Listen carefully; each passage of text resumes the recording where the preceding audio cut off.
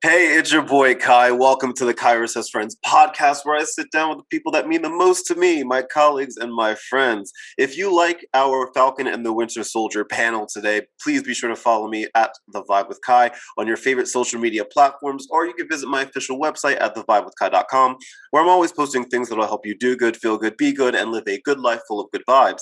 Today, we are talking about the first episode of Falcon and the Winter Soldier, the latest Disney Plus entry into the Marvel Cinematic Universe. Please be aware that today's panel may contain spoilers for Falcon, and by may, I mean it definitely will contain spoilers for Falcon and the Winter Soldier, WandaVision, the MCU in general, and we're even going to talk a little bit about Zack Snyder's Justice League. So if you're not caught up on all of those things, click out, watch all 17 hours of Justice League, and then come back and watch this episode. With that said, once again, welcome to the Kyrus Friends podcast. I hope you enjoy our latest edition of this panel because this is fun. I'm enjoying doing this. Joining us today are our usual crew of MCU nerds. They come back for another round of being nerds. Here with me today, my good friend Jonathan V. Polanco. You beautiful, beautiful person, you. Hi, how are you? Good morning, Kyrus. How are you? Good morning. I am doing well. You look ravishing as normal. Oh, stop. This old thing. So what are you gracing us with today in the world of makeup? It's just a little bit of chapstick, you know. Just got a new Lip Smuckers brand chapstick. Yeah. Some Burt's Bees. Yeah. It's weird though because I watched Justice League and then I woke up with this kind of like Diana Prince inspired vibe, you know. And I don't know, it just happens. I don't know. It just kind of happened. I totally get it. From Mount Olympus and just kind of graced me with a full island. Well, you look ravishing, darling. You look ravishing. And then also joining us, my good friend of I think we're going 2-3 weeks strong now of friendship. I like the direction this is headed. My friend Jacqui Beltran. Hi. I love friendship. Also looking beautiful as usual. Like when do you all have time to wake up and just look like this? Did you wake up like this, Jacqui? You know what? I'll say yes, just so everybody believes it. But when you're a teacher, it helps because you're just hot wired to wake up at like the spark of dawn. Yeah. Well, it's nice to have you back. And then obviously we have our good friend Jared Milian rejoining us this week. He was lazy last week and didn't want to. I'm kidding. I'm kidding. Jared Milian, what's up, man? How are you? Hi, I'm so happy to be back. I will never miss again, ever. It felt like you didn't go to school and they went on a school trip or watched a movie or something. You missed the day that we went to the zoo, Jared. I was so upset. I wanted to see the elephant.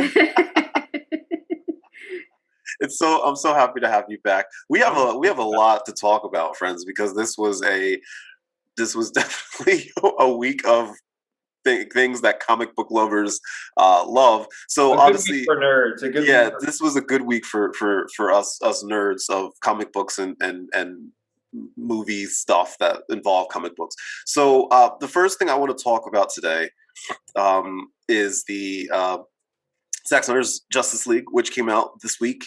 4 hours long. We were just talking before this. We were saying I think that it should have been broken up into two parts at least. I also believe that if they cut out all the slow-mo, the movie would be 1 hour long. Oh my god! There's a lot of slow-mo. So much slow-mo. Literal first 20 minutes, I was like, is this why it's 4 hours? This is why it's 4 hours. And like, here's the thing: it wasn't all just action slow mo. Like sometimes somebody would say something dramatic, and then Batman would be like, slow turn to the camera. It's like, Zach, what do you like? I get gratuitous. You have slow-mo. You have creative freedom. Where is this going? No dialogue's being shared. There's no progression of plot. It's just here's this person's reaction to movement. Yes. I love beautiful slow-mo, but I feel like it should be treated like salt, just to sprinkle every once in a while. I agree. Just a little treat. Jacqui, you and I will have an offline conversation about salt. It is a flavor enhancer. The more, the merrier. I put salt on salt in my life. So. I'll just hate you. I can't. Well, I want to know what your reactions are. My personal reaction. I thought it was. I mean, it can only go up from where it was, but I liked it. even though it was 4 hours, it didn't seem like 4 hours. It was a long movie. There was a couple times that I kind of tuned out because I felt like at sometimes it was more of an audio book than an actual movie. I'm like, I don't need to watch this part. I can just kind of listen, But I liked it. My favorite character, Cyborg, without a doubt. I thought I really love this whole backstory. I felt for him. I'm glad that they gave fleshed out stories to all of these characters. Henry Cavill is a very attractive man. Good Lord. Good Lord. That is me as a cis straight male saying this, and I have no shame in saying it. And he's a nerd. Right? He is a nerd. Yeah. Do you watch The Witcher? Yes, I love The Witcher. Yes. Yeah, that's incredible. That's like an incredible situation how he came to play that character, and he really is like king of the nerds. Yes, he is. Yes. Yeah. I overall, I wrote this on my Facebook status as well. I think Ben Affleck is a pretty good Batman. I don't see I don't see how anybody could hate him. But the thing, this Batman I enjoyed. The last one from the first release of Josh Whedon's cut of the Justice League movie, hated it. Hated it. I was like, why are you making Batman funny? Like he's like throwing little one-liners and quips and shit. I'm like, that's not Batman. Whereas this one, he was very situationally funny because he was kind of reacting to people, that's what makes Batman funny in the comics and the cartoons and the animation and everything like that. He's not funny. He's a human man who has seen the worst of all society, and he's so broken by it. But he's doing his best to kind of continue the mantle that he set out to do to kind of right the wrong of his parents being murdered, And I think that the way that they portrayed him in this was much more like comic accurate and was way more enjoyable. Yeah. I wanted to see more of this Ben Affleck as Batman. I wasn't bored of it. Do you think it was funny when Batman at the end, when Martian Manhunter just unannounced shows up at his door and he was just like, what kind of thing? He was just like, oh my God, can I please? I was literally sleeping. I was asleep. He was just like, can I help you? And I was just like, no armor, no nothing. Right. Sick of it all. You're like, what? He walked out. He was like, what now? What? Yeah. I just saved the world. I just saved the universe. Can I take a nap?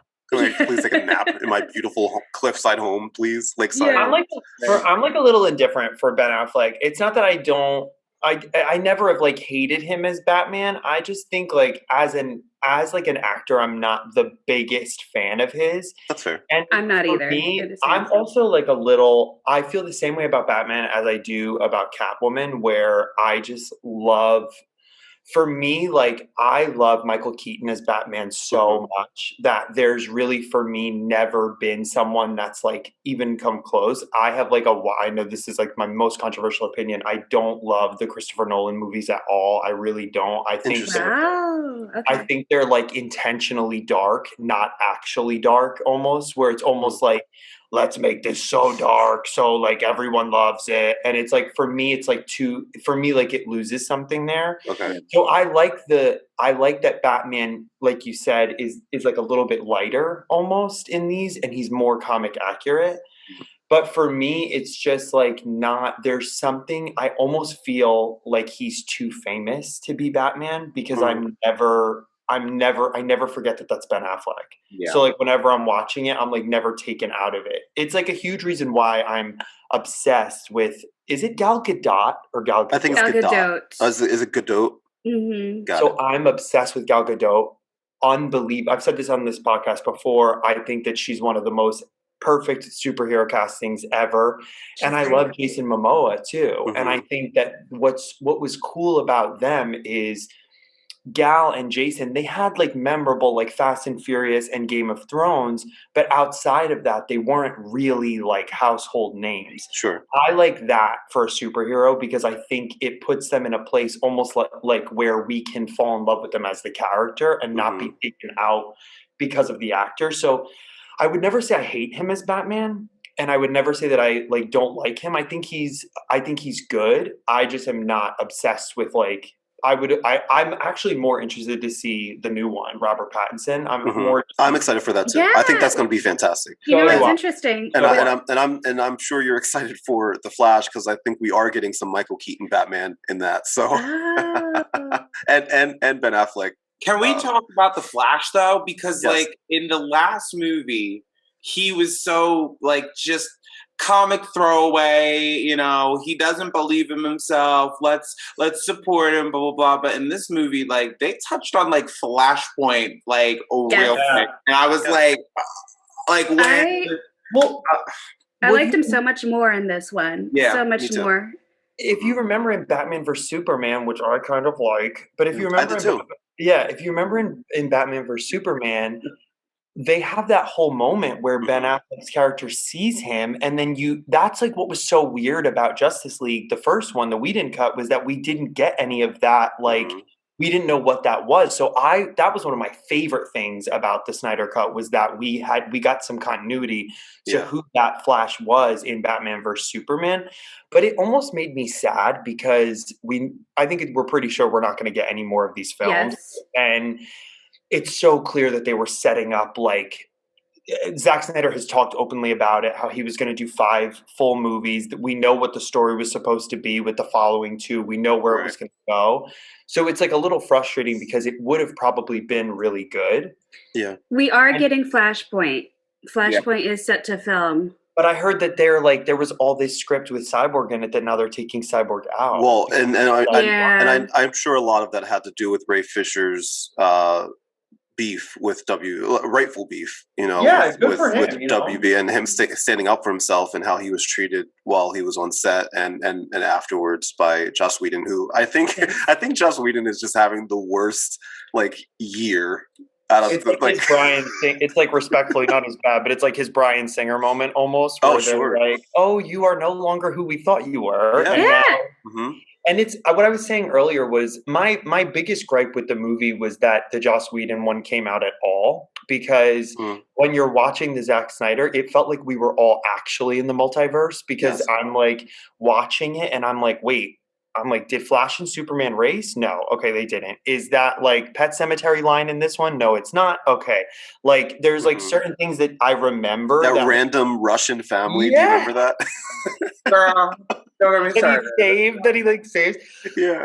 And this is going to sound weird, but like what I loved about it was that it was so much more violent, because that's so DC. That's so DC. Like Diana chopping Steppenwolf's head off, and like the random F-bombs that are in there, which actually I do want to play one of my favorite scenes here. So we're gonna talk about this for a second, because I know people have thoughts on Joker. Oh no! I want to play it. Let's listen to this here. Okay, Jonathan, I'm super lost. You guys can hear it, right?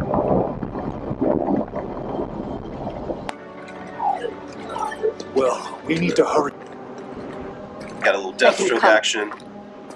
Let the bastard come. She can go away. Is she British now? Stab this through his that's one of the biggest inconsistencies. You have no idea how I feel. We have to stick to the plan to have any chance to make this right. Get some justice Who for Johnny have Depp. you ever loved? I love Johnny Depp before you ruined him. Contraire, my little fish stick. Leave him alone. Same Jonathan. We're gonna talk. Same. You know. Be very careful with the next thing you say. I understand it. Isn't that right? Batman. You need me. You need me to help you undo this world you created by letting go. A truce, Bruce. Man's job.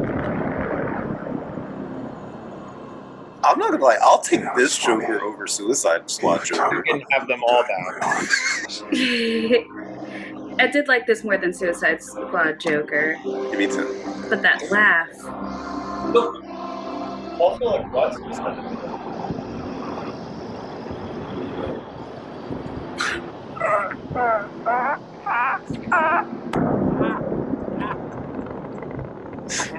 Where are we holding up?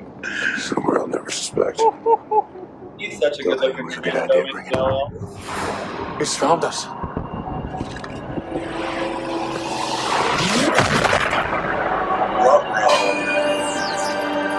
Ruh-roh. So, okay. Listen. Listen, the scene itself is great. Right. I never minded Jared Leto's Joker. I wish I had a fan I think that said he hell also- no on it. I brought one for you. I brought one for you today. Thank you, girl. Thank you. 'Cause I don't have This a fan that keeps says the F- captain line. They're Listen, afraid of it. I will but it die works. alone on this hill. I will die alone on Yeah, this you hill. will. I'm not saying he's the best Joker.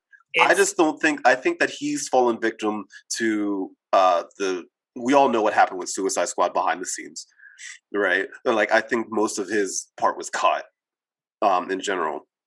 And then I liked him better in this than his. I liked this Joker. The Joker that we saw. I liked this Joker.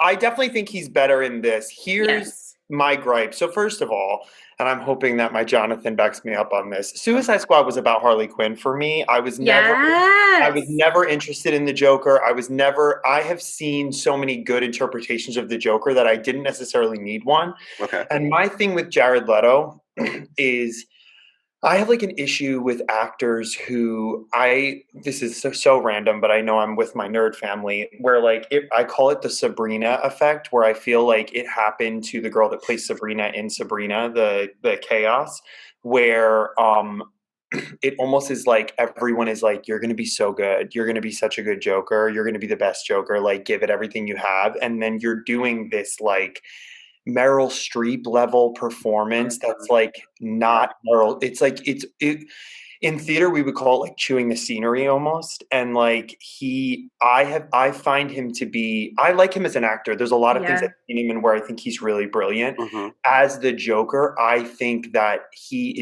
has too much autonomy almost, and I think that he's created this character that is so.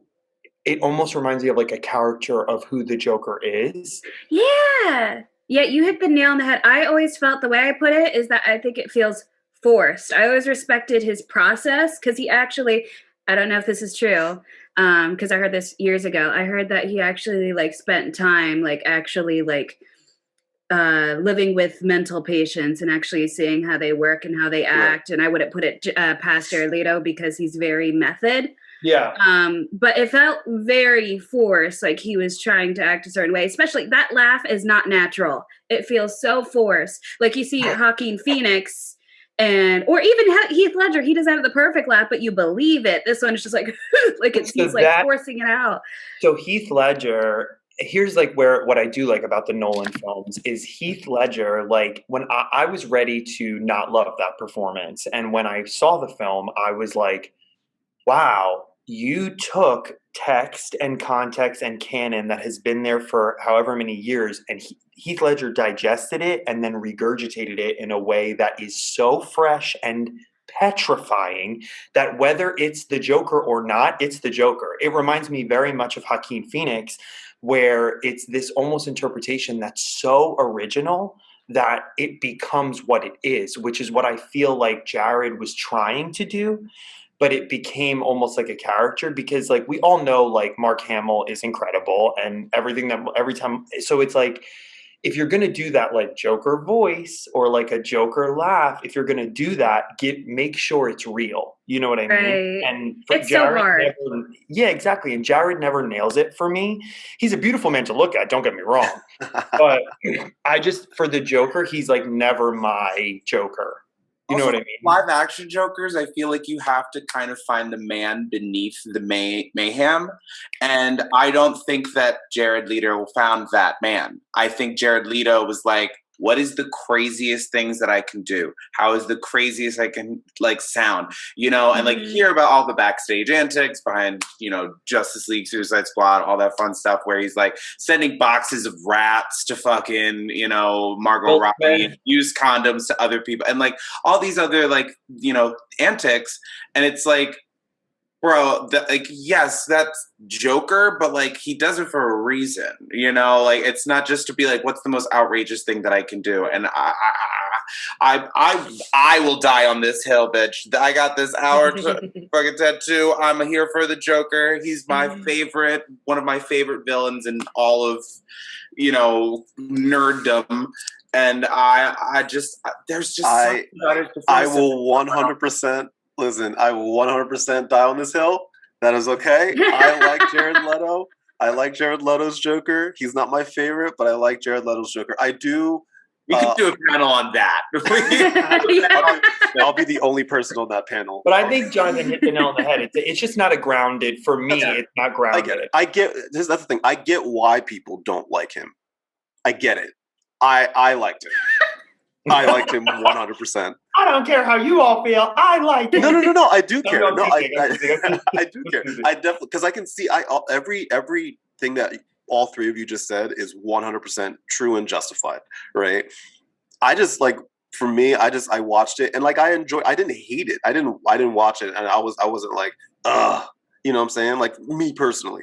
I enjoyed. I remember when I watched the trailer for Suicide Squad when he walks up to Margot Robbie and he's like, "I'm not gonna hurt you, or I'm not gonna kill you. I'm just gonna hurt you real bad." Like some people didn't like that. I love that. I loved every second of it. That, but again, once the product came out and it was could do it. We could definitely do a Suicide Squad. In the menu, oh yeah, you ought to eat. You see the picture and you're like, "Oh, that looks fucking great. That's gonna be fucking delicious." And then you get it and you take a bite and you want to fucking vomit everywhere. Then when these characters are so oversaturated for us, and that's kind of where Marvel is always going to be. Well, and that's one of the reasons why we're going to get a little Riddler action in the new Batman with Robert Pattinson, which should be fun. And we're getting Penguin returning as well. Too. What's up? No. Yeah. So that should be fun. So we do need to move on to our Falcon Winter Soldier. We're shifting from DC. Michael's gonna see this and be like, "I knew it! I knew it!" I told him. I did tell him. I was like, "We're gonna talk about Snyder for a little bit." It's gonna be about Justice League. I knew it. 1 hour later, right? Jared Leto's performance was trash. You are a liar. By the end of this, we all look like the four of them at the end, in that Injustice moment. It's like I'm where they have tridents and Flash and Cyborg. We're ready to fight over the Justice League. Oh man. So let's talk about Falcon Winter Soldier. You know what? It was a nice little juxtaposition to what we got with WandaVision. I enjoyed it. I thought the opening sequence in the canyon was cool. I thought that was really cool. Thrilling things in the MCU. I really was watching it and I was like, I don't remember the last time I was so invested in an action. I thought that was really cool. That entire opening action sequence. We got some really good Falcon and Red Wing moments there. Let's give Sam his moment. Yes, I was yes. He definitely got his moments. And then the surprise of the episode to me wasn't the Rhodey moment because I figured Rhodey was going to be at some point. But I can't remember his name, but the character, one of the villains from Winter Soldier, that opening scene in Winter Soldier, that French guy from Winter Soldier, that Captain America that fought in the beginning of Winter Soldier, that was the guy that was heading up the operation of that canyon battle thing. So I would imagine we're going to see more of him. I thought that was a nice touch that they brought him. I can't remember his name right now. That they brought him back. I love the way that Falcon and Winter Soldier had no scenes together. They were just if anything, I guess exposition. We got a little old school Winter Soldier long hair action as well. Thought it was a nice touch with seeing what life was like for both of them. It's nice to see Sam's family. It's nice to see Bucky trying to date. He brought her flowers, which is so old school and nice. I thought that was adorable. I also liked. I liked. Well, I didn't. Oh, I guess people have feelings. I mean, we all know about the U.S. agent at the end there that comes in and plays the role of the new Captain America. I know some people that are not familiar with the comics are like, "Oh, what is that? They can't replace Chris Evans," but they're not, guys. They're not. They're not going to relax. No. It's actually going to be really interesting. I texted y'all this earlier in the week, but the comics had a big thing with Captain America where this new character's coming out and they're and the amount of people, we don't have to get into it because I will literally cry, but the amount of people that are so archaically attached to Steve Rogers that that only think that he's the only Captain America. They see something like what we saw, and they're like, what do you mean? And it's like, listen, I mean, this is a lie, but I try my best not to be a person that's like, read the comic. But at the end of the day, it's like one of those things where I'm like, you can't, like, these are all based on source material. Like, I love Steve Rogers. For you, Kyrus, since the last time we spoke, I have rewatched all of the Captain America movies, and I have a deepened appreciation for them. Yes. Captain America and the Winter Soldier is a phenomenal film. 100%. One of the best. One of the best in I would say all of them. But with that being said, it's like, there's other Captain Americas, just like there are other Hulks and there are other Iron Man. There are other, like, we have... This is like a moniker that these characters have maybe started, but that doesn't mean they're the only ones that there's ever been. Like, they're not the X-Men. They're the only people that hang on to their titles. Right. There's so many Captain Americas that have worn the uniform. And specifically with this one, it's even if you feel like Steve Rogers is being replaced, you're going to realize what happened. It's going to be really good. I don't want to get into it and say who he is for people who are watching. But you're going to realize everything that's wrong. Like, he gave Sam the shield for a reason. Good people need to have that shield. And when you just pass it off, it all goes awry. So it's really good to see this in the show and how it's going to unfold. Yes. What I also loved about Sam's moment with the shield is... And it's also like a kind of experience that I think was also juxtaposed by the bank visit. You know, when you're, you know, a black man, a person of color in this country, everybody is trying to replace you, remove you, forget about you, overlook you, look past you with whatever. It doesn't. He's an Avenger. Yes. He's an Avenger, and they literally said giving the shield to us was the right choice, and then they gave it to a white man. So that, for me... Like, what? Like, oh my God. I felt like watching Sam...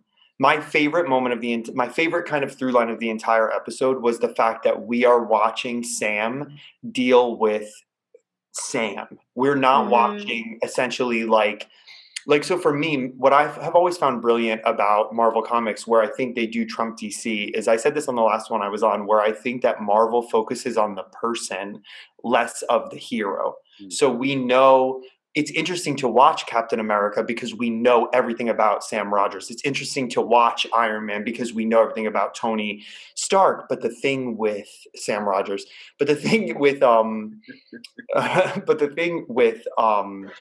Steve Rogers, excuse me, I had a brain fart. But the thing with Sam that was so incredible to me was obviously like knowing the struggles and being an ally and understanding what black men go through in America every day. Exactly what you're saying, watching him at the bank, and it's like literally he's an Avenger and they won't give him a loan. I know. And it wasn't, in my mind, I didn't feel like that was exploited. I didn't feel like, I felt like it was just a genuine, that to me, like if I wasn't already bought in because I'm an MCU person, I was like, I will watch every episode of this because this is such an incredible commentary on race.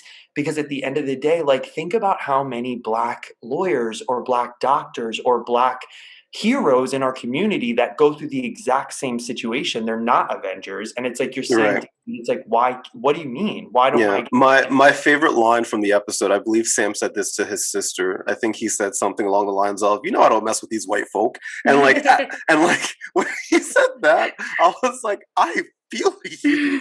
I feel you. I felt that in my heart. It also reminded me of like how soldiers come back and they aren't provided. Like what the guy who couldn't give him a loan, he was just like, isn't there like a heroes fund or something that can help you? And it's just like, well, he's here, so clearly, they're not helping him the way that they should. But that happens to a lot of veterans in the army too, where they're not given the resources that they probably should be, at least not at the timely fashion that they really need it. And the other person I want to make sure gets his shout out is this beautiful specimen right here, Mr. Funny Joaquin Torres, who I believe takes over the Falcon mantle at some point in the comics. I loved him in this episode. I thought that he was really adorable. He is. I can't wait to see, what the MCU does with him. Hopefully this is not just like a one-time, hey, I'm in a show kind of thing, but he actually, gets, some play here. Young man that I thought did pretty well in this first episode. And he's adorable, and I just want to fight for him. I'm fighting for him. I think that especially with him, I just feel like, obviously like WandaVision was incredible and we were all moved emotionally, and I think that Marvel is for everybody, but I felt very much like WandaVision was out here for the gays and the theys, and I felt like I was honestly, like I was excited to watch Falcon and Winter Soldier for the continuity and just the content, but I was like, let me see. And in that first scene, really, I was like, I love that I live in a time where I'm watching probably the biggest production company in the world put out with a man of like two men of color that are sitting here as the leads in this moment. And I was like, and it's not weird. They're just two men of color. They happen to be men of color. And it's incredible to watch them. They're the stars of this moment. And as I'm watching it, I'm like, representation is like the through line of my life. So I just think to myself, like, how many kids now are going to have such different trajectories of their lives watching I believe he's Latin, Joaquin, and then watching these two men where it's like they're heroes. We're not talking about their race in this moment. We're not talking about anything like that.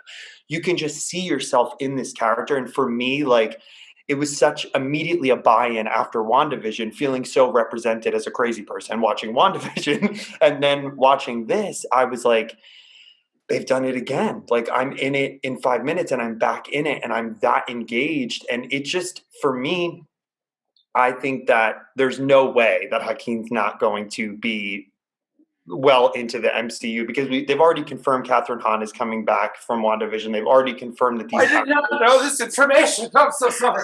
Oh God.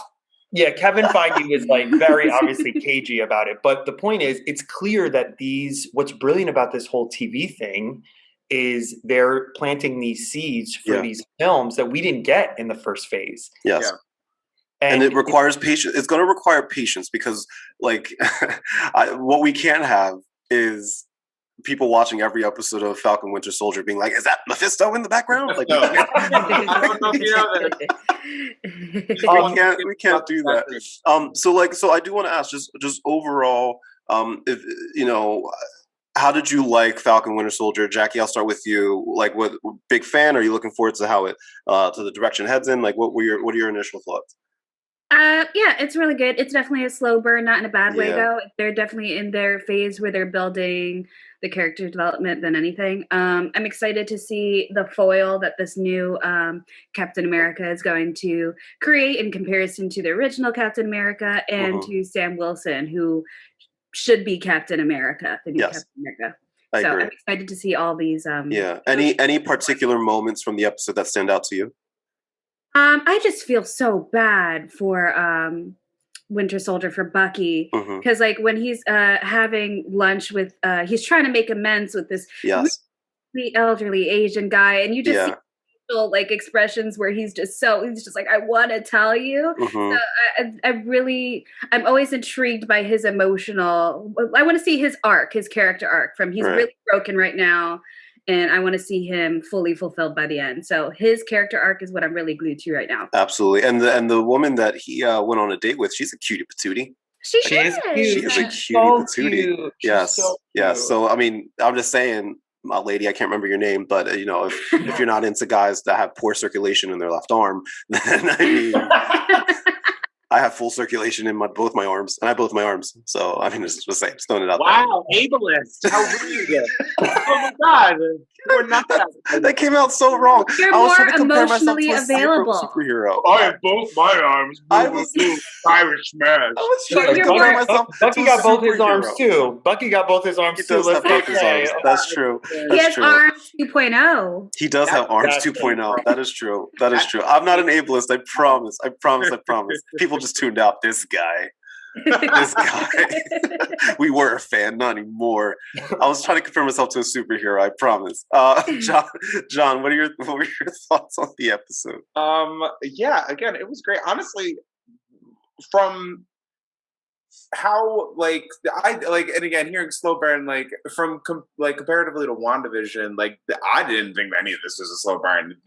From the opening of the show, they told you what we are. You get ready, strap in, hold on tight. We're gonna take you on a ride, and then all the middle was kind of like not filler, but it was all that kind of creamy center, and then it bookend with the kind of big reveal of like oh, now it's we got a new Captain America. Oh no, what is this? But I agree with Jacqui.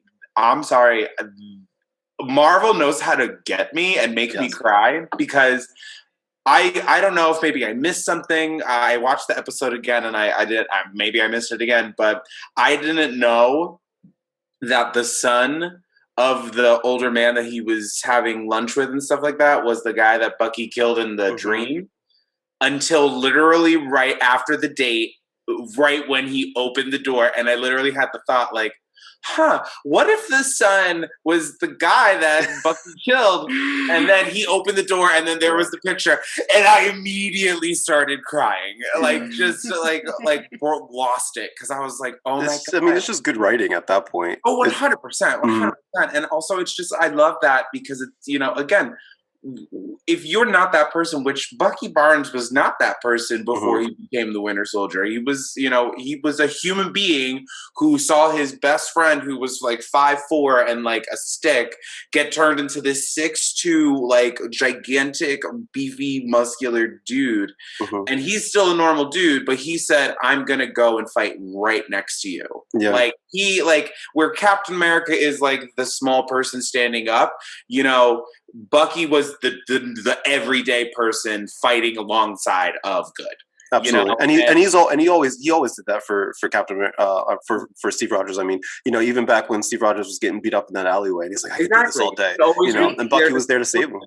He was dealt such a terrible hand because really he did all those terrible things because he was being mentally assaulted for like 90 years. Yeah.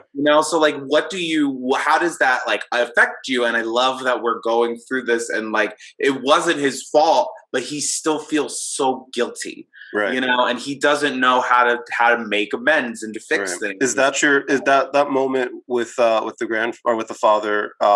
Was that your favorite moment from the show? It's honestly, again, the entire show was so good. I mean, if I had to pick like a slow moment, it would be that. But if I had to pick like a facts high octane moment, like that opening chase, I genuinely audibly gasped multiple times. Yeah. So like Same. invested and just like same. And then this is me audibly gasping at 3 a.m. as I'm like that's the very first thing that happens, and I'm like, oh, okay, I guess I'm awake now. But I hope Zack Snyder was taking notes because that opening sequence had zero slow motion. I'm just throwing it out there. Just throwing it out there. Jared, what were your thoughts overall of the episode? Okay, so I'm like, how do I edit myself? So I will definitely say that I was so engrossed in the episode when it was on that I did not realize that the Winter Soldier episode was a flashback. And I immediately was like, no. I said to Charlie, my boyfriend and I were watching it, and I was like, Bucky has to go. I was like, enough. We've tried too many times. I'm like, here. I was like, he's back, brainwashed again. I was like, no, I'm not doing it. And then I was like, oh, it's a flashback. So I was like, that's cool. I liked the use of the making amends because if you know anybody that's in recovery, it's a huge part of recovery is making amends. What I also liked about it was that it was clear that he's lying. So I had this feeling of almost, I'm like, Bucky, what are you doing? So like if you noticed, this is how you know, I like watched it 4 times, but if you notice in the notebook, he crosses off that guy's name to like making Mr. Yagasaki is on that list. So immediately you're like, oh God, it's the son. He killed the son. For me, So that was really brilliant to me because I felt like I was on a ride with Bucky the whole time where I was like, what are you doing? I'm like, I'm scared for him. And I was like, then also like, just because of my own selfish like need to always bring Wanda into everything. I'm like, where was that therapist in Westview? I'm like, y'all have free reign of this therapist over here for Bucky, but Wanda's over here like playing The Sims with people's like she's out here redesigning people's Sims with the cheat codes too. She has Sims with the cheat she's codes. Rose doing that like Rose cheat code we did when we were kids. And I'm like, she's ruining everybody's lives. Kids, I still play that shit proudly. I'm like, you're over here talking about making amends with Bucky. I'm like, Bucky will be okay. Wanda is over here like altering the universe. Right. Where was this therapist?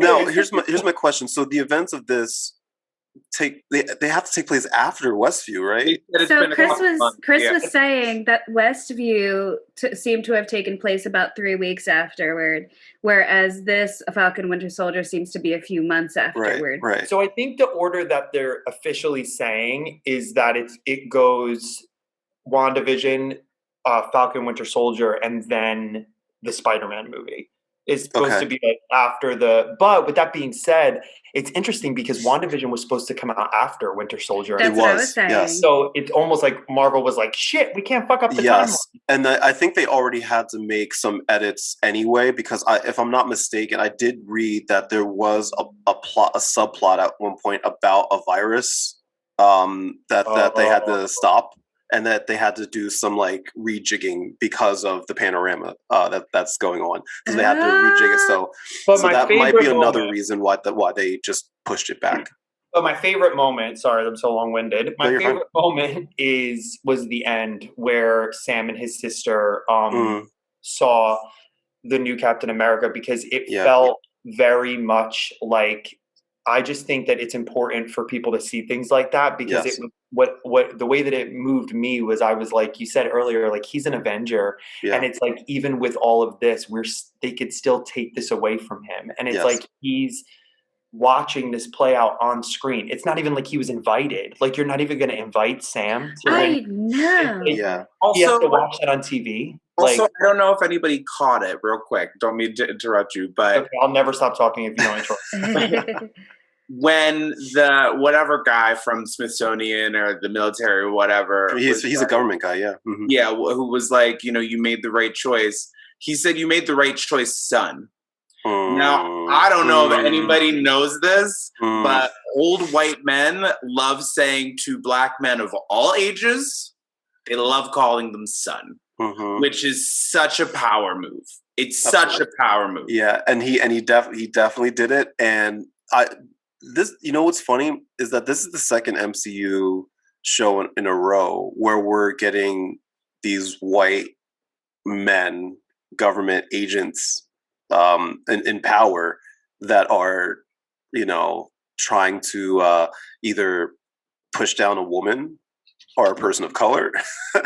And I'm like, Feige, what are you saying?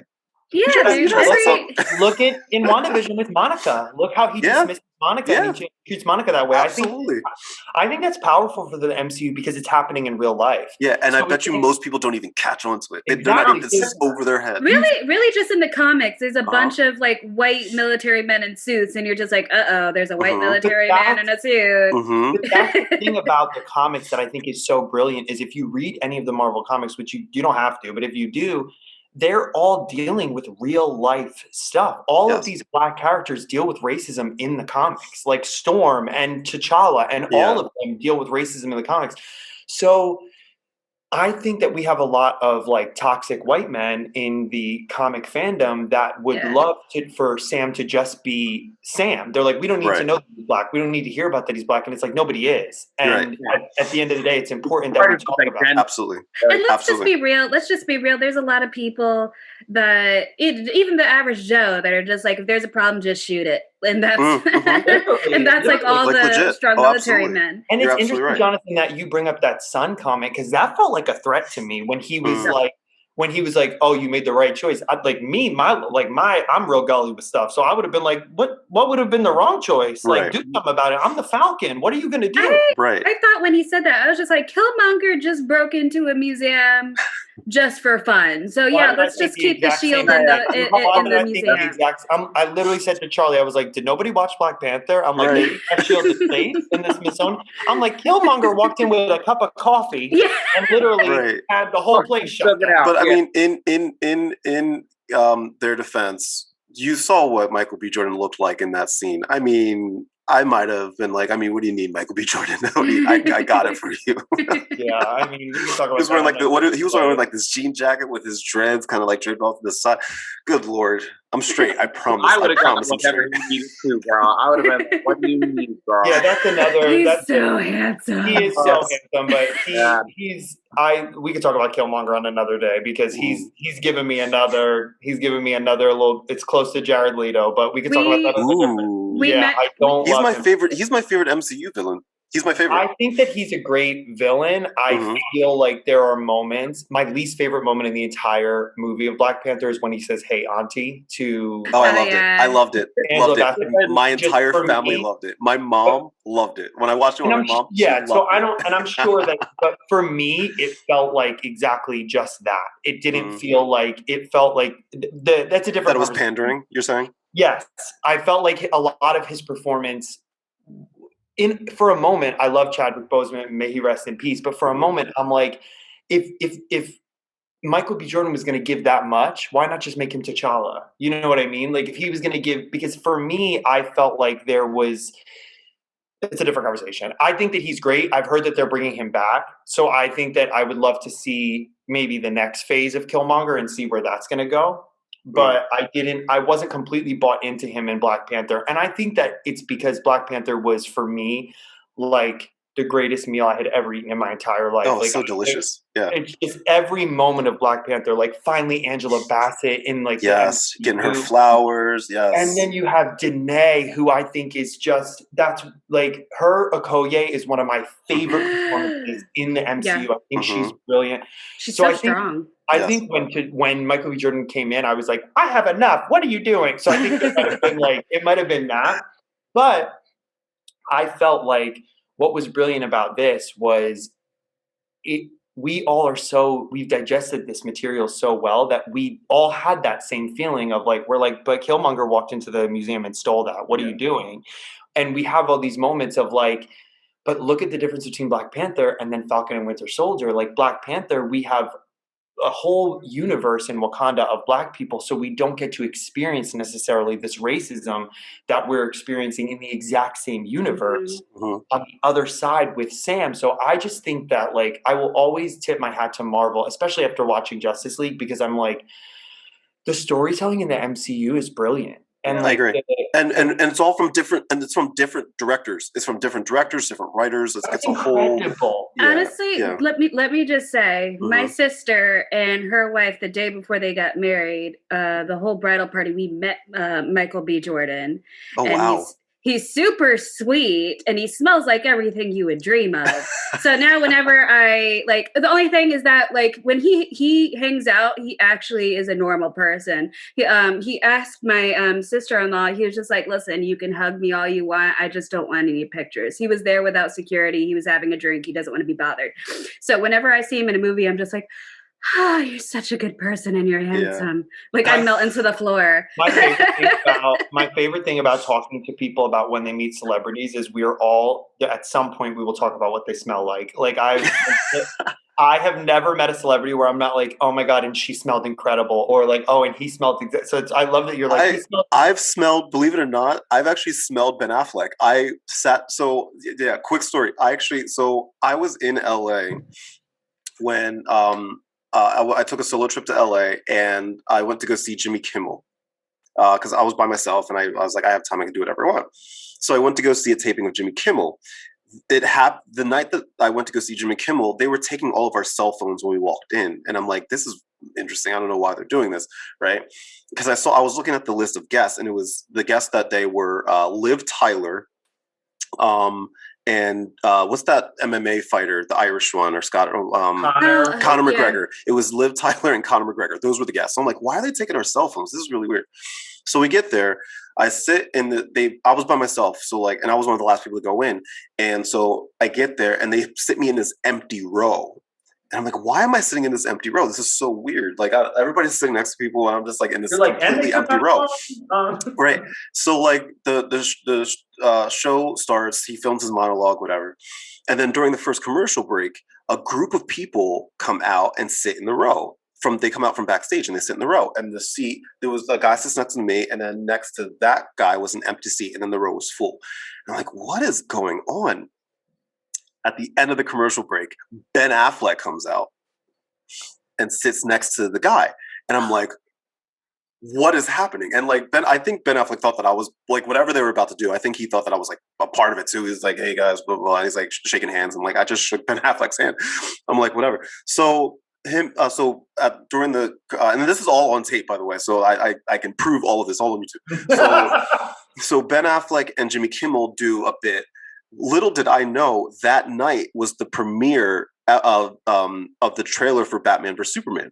Oh wow! They premiere, because remember Jimmy Kimmel used to premiere all of the any kind of WB like superhero movie stuff. So so they did a sketch before, and it was all about like, I don't know, popcorn, and like it was really weird. And so I got to like sit next to Ben Affleck while watching the premiere trailer for Batman vs Superman. Were you cool? Because like I'm never cool with celebrities. I met Kevin Conroy, and I was like, shock.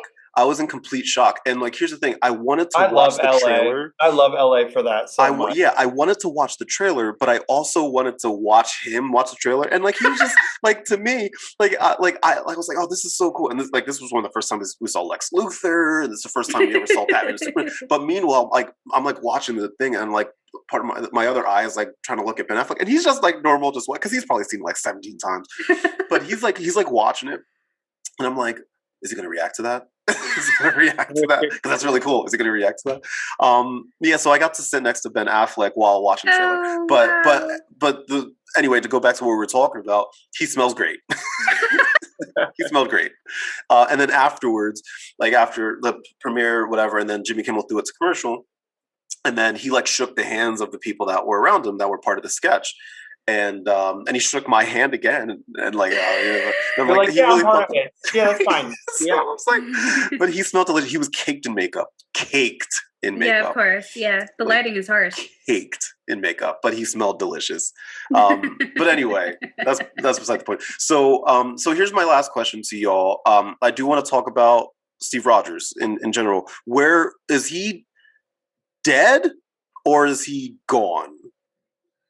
I thought he was dead. I thought they alluded to right. So like at first I was like, oh, maybe he died, but I'm like, I don't think he's dead. Like maybe I think he's dead either. I don't think he's dead either. So in House of M, when Wanda like shuts everything down, when Wanda changes the universe, which read it if you haven't, it's incredible. But in House of M, one of the first things, so in House of M, Wolverine is the only person that knows he's in the timeline that he's in. Everybody else doesn't know where they are. And in House of M, they have a moment where Wolverine, if I'm not mistaken, goes to Steve Rogers, or they show Steve Rogers, and it's old man Steve Rogers. Yes.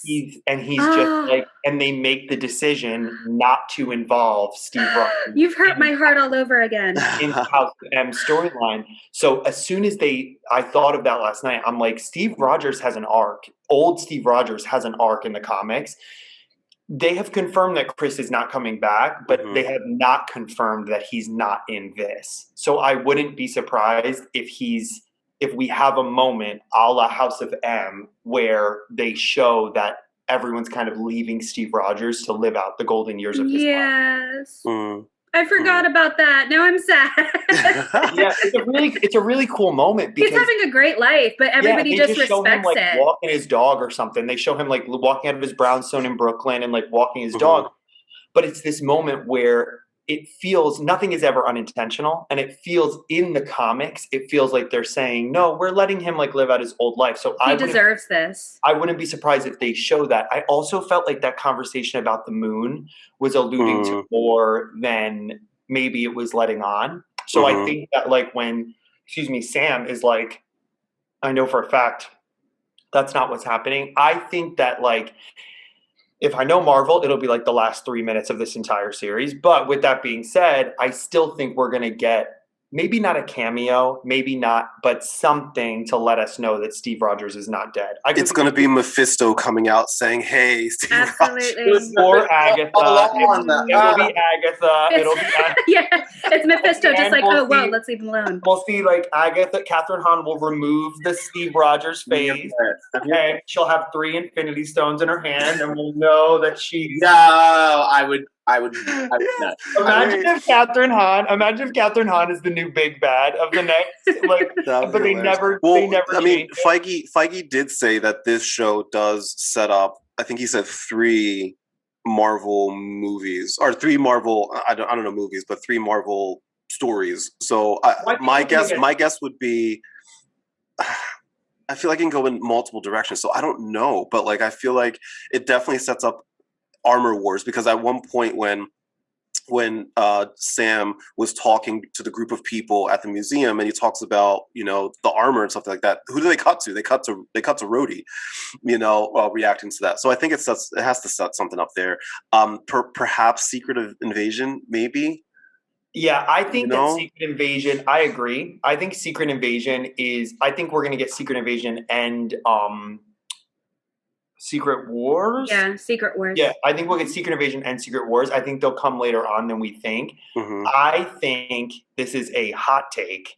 I think we're going to get another Captain America movie. So I think at the end of this, I think whoever takes the shield, which I'm obviously hoping will be Sam, but I think at the end of this, we'll get that person will be in the 4th Captain America movie. I feel like they just haven't figured that out. Right.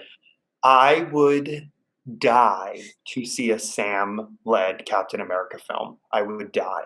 They probably would do what they did with Spider-Man and pair him with somebody. Yeah. Because I like Anthony Mackie. I do. I think Anthony Mackie is an underrated actor. I love him. He's always going to be Clarence to me. Yeah, that's right. Yeah. He's always going to be Clarence. Yes. I love Anthony Mackie. But here's the thing. I don't think he's a big enough star to carry the movie on his own. And I wouldn't be surprised if they paired him with like they threw in, I don't know, somebody else to kind of like what they did with Spider-Man, the first Spider-Man, and what they did with what's his face, Tony Stark, and the first one. The second one was Sam Jackson, Nick Fury. Yeah. So I wouldn't be surprised if they did something similar just to help, with that load. I'm excited for wherever it goes in that way. Sorry, Jonathan. Go ahead. I was going to say, no, Kyrus, you did say that it's inspiring 3. That's what Feige said, yeah. You know what? My question is, and this is me just spitballing, what if the 3rd story is Ms. Marvel? Because... True. Who are these super soldiers that are coming out of the woodwork from Banks? How did they get to be that people? Who are these new people with the mask? Are they going to start dispersing this serum, whatever it is, to everyday people? Do you think Kamala Khan could be, in the wrong place at the wrong time, or something happens? She gets exposed to something. I don't know. Now that AIM is a thing, do you think we'll finally get a MODOK, like a in-canon MODOK? But I don't know, because isn't Patton Oswalt's MODOK technically in canon, even though it's animated? I feel I don't know. I don't know, because anything Agents of S.H.I.E.L.D. related, I feel like they're just going to throw it out the window. They acknowledge it and then they don't acknowledge it. So Jacqui, correct me if I'm wrong. Kamala is a shapeshifter, right? That's her power? Yeah, kind of. Yeah. Yeah. So I think that's brilliant, Jonathan. And now my wheels are turning, because what if it is Captain? So you said 3 stories. I was like, what could the other one be? And I was like, the only one that feasibly could make sense to me would be Miss Marvel's story. It's how did she become? How did she? Who does? And that show, which is filming now, does come out this year. Yeah, 2021. So, yes, it's filming now. When did She-Hulk is next year? She-Hulk is next year. I would imagine so. So, I would imagine so. Yeah, so just to get myself on the right page, so we are going to go from Falcon and Winter Soldier into Black Widow, which we can talk about my depression over that, and then the most ridiculous. Then we have Loki. MCU. Then we have Loki. Yes. Then we have what? Miss Marvel. Hold on. If only there were a device. Marvel, one of the 2. Because we're definitely getting Eternals. We're getting Spider-Man at some point this year too. Eternals is going to screw everything up though, because I feel like it's going to be completely out of the timeline at this point. Because I think Eternals is going to be so far removed. I said this last time, where I'm like, they've taken so much liberty with Eternals that I wouldn't be surprised if they're like it's a story that fit almost like how Guardians was the first time. Shit! You know what we forgot all about? What? July 9th. Shang-Chi. Oh, what if this sets up that? It would. What if maybe I could see that happening. I will say Shang-Chi is probably like the most out of my realm of like knowledge. So I'm going to see that with brand new eyes. Well, and they're retconning the Mandarin, I think. Yes, they are. Yes, which thank God. I wanted to see a cinematic. So I have the list up here. Okay, so it is Falcon and Winter Soldier, which is out now. Black Widow on May 7th. Loki on June 11th. Shang-Chi on July 9th. What If at some point in the summer. Then Hawkeye. Then Miss Marvel. This is all this year. And then Eternals. And then Spider-Man. That's all this year. And then in 2022 is Doctor Strange in March and Thor in May. Wow. Okay. I mean, thank you, Marvel, for making all these things happen during and just giving me a life. Giving me a life. I think they said that like pretty much like every week this week or every week this year, there's going to be something Marvel related, more or less, this year. And then in 2022, after we obviously we still have the next what do you call it? We still have Morbius that has to come out. We still have the Venom that has to come out. And then Black Panther 2 comes out next year. Captain Marvel 2 comes out next year. Ant-Man and the Wasp, Quantumania comes out. Guardians of the Galaxy 3, Blade, She-Hulk. Doesn't have a release date yet. Moon Knight, Secret Invasion. Liv Tyler's supposed to come back for She-Hulk. That would be nice. Secret Invasion, Ironheart, Armor Wars. Groot I've been sitting on this for like 3 days as I meant to talk to you guys about this, and we don't have to. We can wait till we close the podcast. But have y'all seen the Reddit leak that came out this week? I don't want to know. Wait, what's this about? So there's like 26. They're not. None of them are like plot ruiners. Wait. Let's talk about that after just in case there's anybody listening that doesn't want to. That doesn't want to. So let's do this. So with that said. My final thoughts on Falcon Winter Soldier. I loved it. I can't wait to see where it goes. We're getting 6 episodes of this as opposed to 9. But I like the length where I think we're getting like 40-minute episodes pretty much every week. Yeah. And I'm excited. And they haven't even touched some of the things that I know that's coming. Like, for example, we have some Miss Carter, Beyonce's coming. We have some Sharon Carter coming. We didn't even see we didn't really see any of the Flag. Well, we saw the Flag Smashers briefly, but we didn't even get them fully yet. And then we have obviously Daniel Bruhl coming back as what's his face? Mephisto. That's Mephisto. So and Lord knows what other surprises we're going to get. I think we're going to get a couple more surprises during this. I wouldn't be surprised if we get a couple like smaller cameos, kind of like on the roadie style of things. So I'm excited for this. I'm excited for people to see it. And obviously, we'll be here to talk about it. So if you enjoy this panel, please be sure to follow me on your favorite social media platforms at The Vibe with Kai. You can also visit my website at thevibewithkai.com, where I'm always posting things and that'll help you do good, feel good, be good, and have a good life full of good vibes. To my friends, Jacqui, Jared, John, my 3 J's. Oh, the J. I didn't realize that until just now. Thank you. Thank you for sitting. And by the way, this is an announcement. The last panel that we did, the one about the prepping for Falcon and Winter Soldier, is my #1 podcast of all time. Yeah. It's my #1 podcast of all time. I ginger spiced myself from that podcast, and now all of a sudden. So if this one doesn't do as well, I'm fired. Yeah, exactly. You gotta throw us away. You gotta go with the ratings, you know. So congratulations to my friends with over 1,000 streams on my podcast, friends.